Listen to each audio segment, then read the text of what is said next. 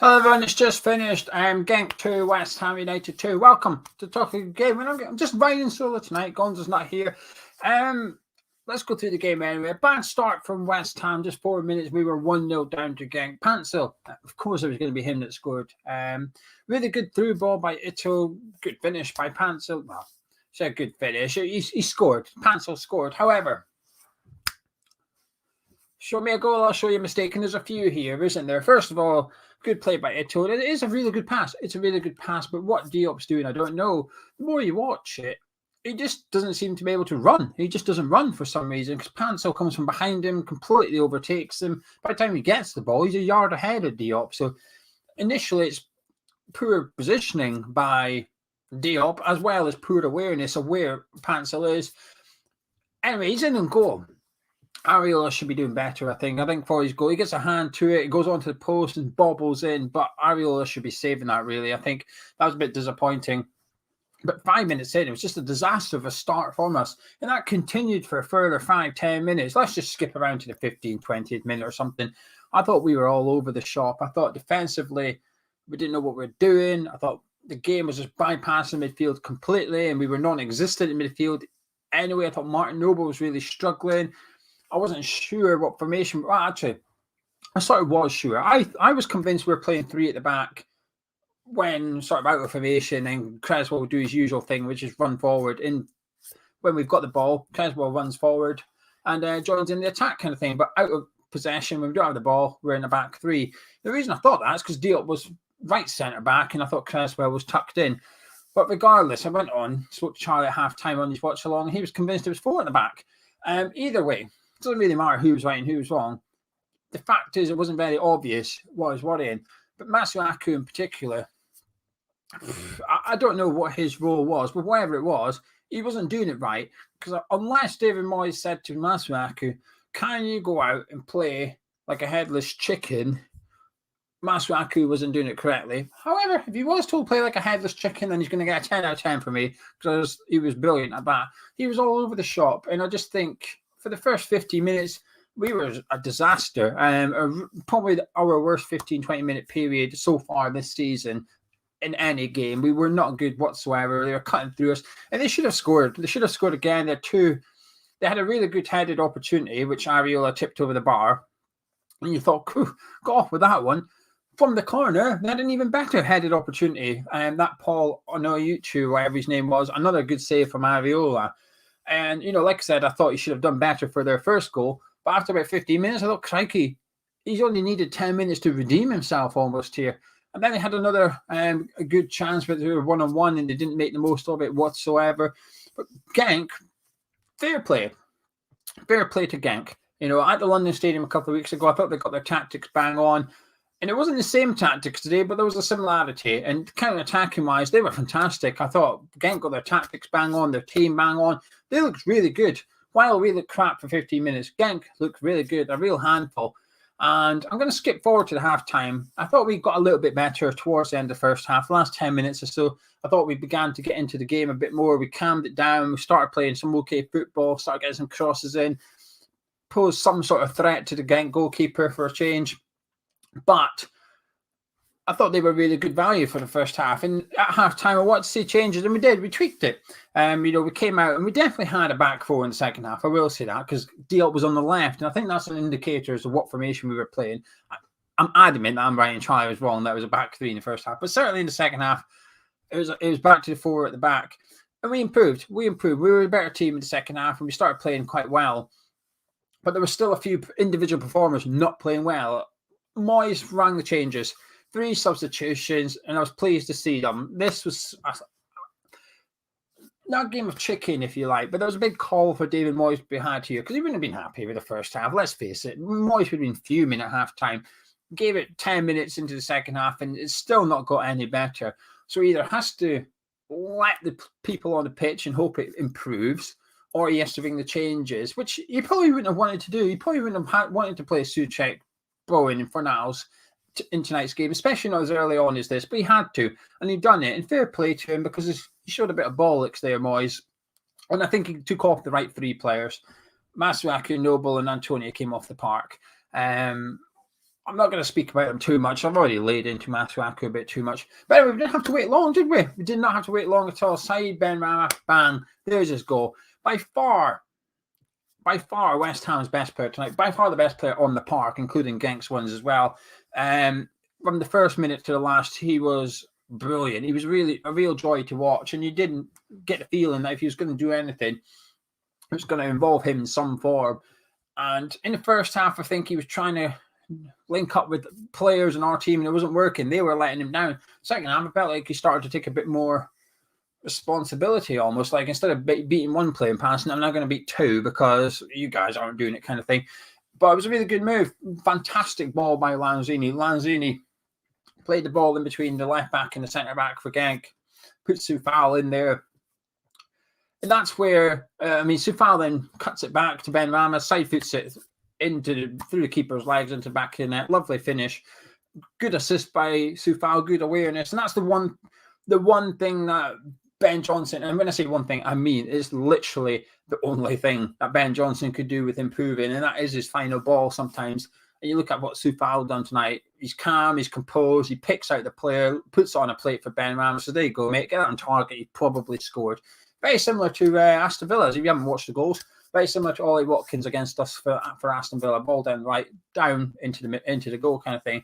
But that pass from Lanzini, and this is where, as much as I like my stats, sometimes the guy that gives it to the guy that does the assist is the one that does the key pass here. And that pass from Lanzini just takes the whole Genk defence out of position.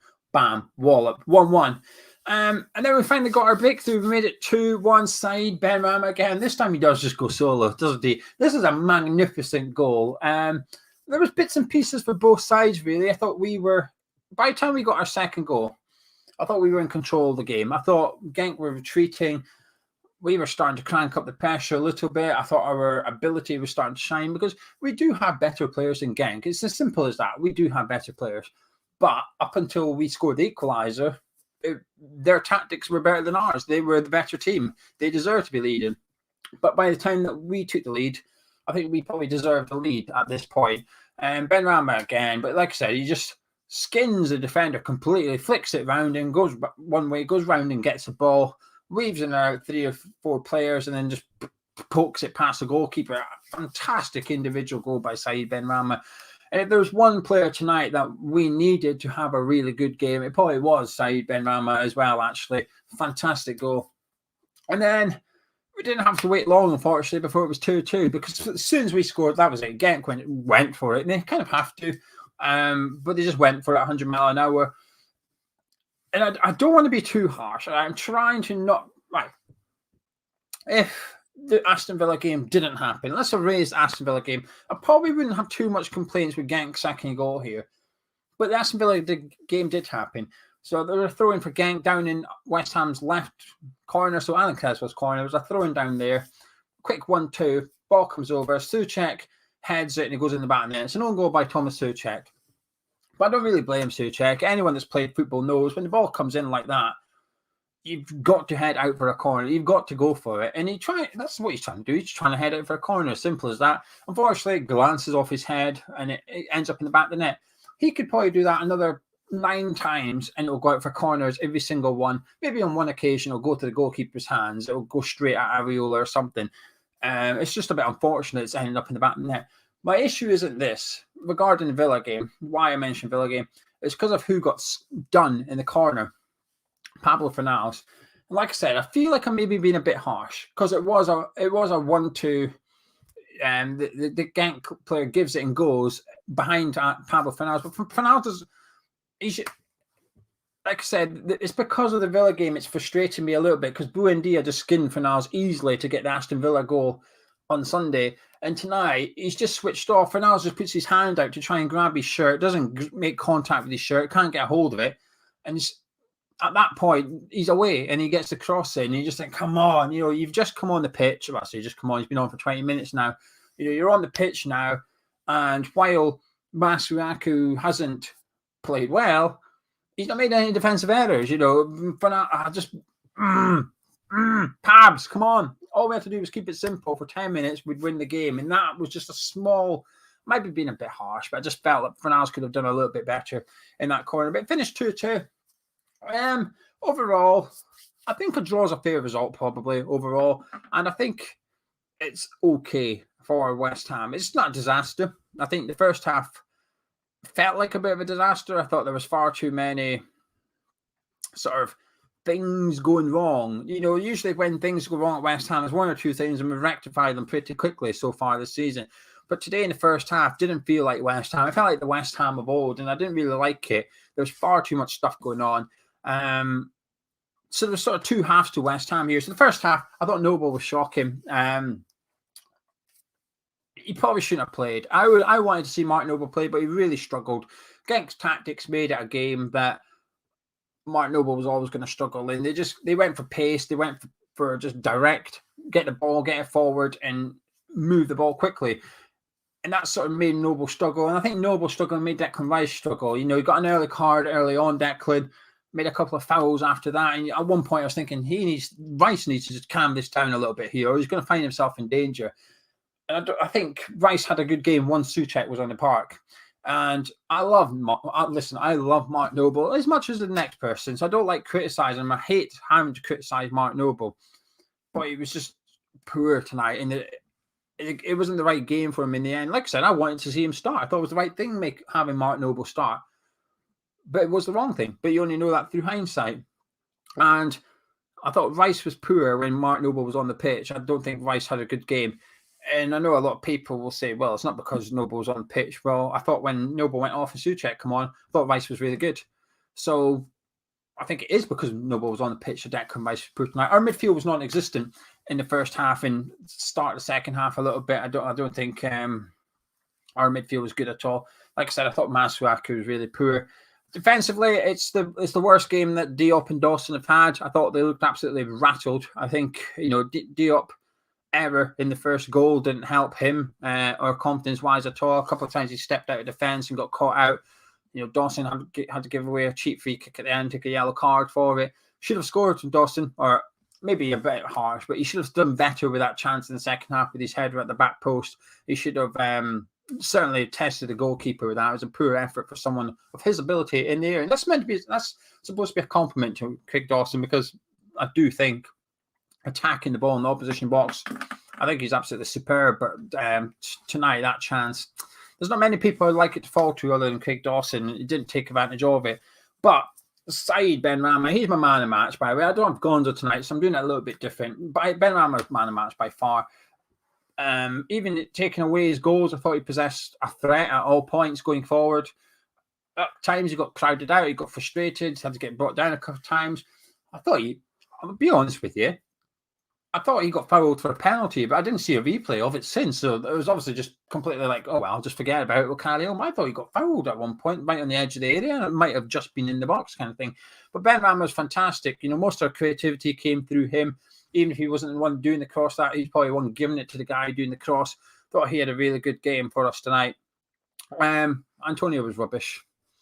This is the bad thing tonight. The bad thing tonight isn't the result. I think 2-2 is all right. I think it's fine. It's ideal. Nah, but it's all right. 2-2 is all right for us.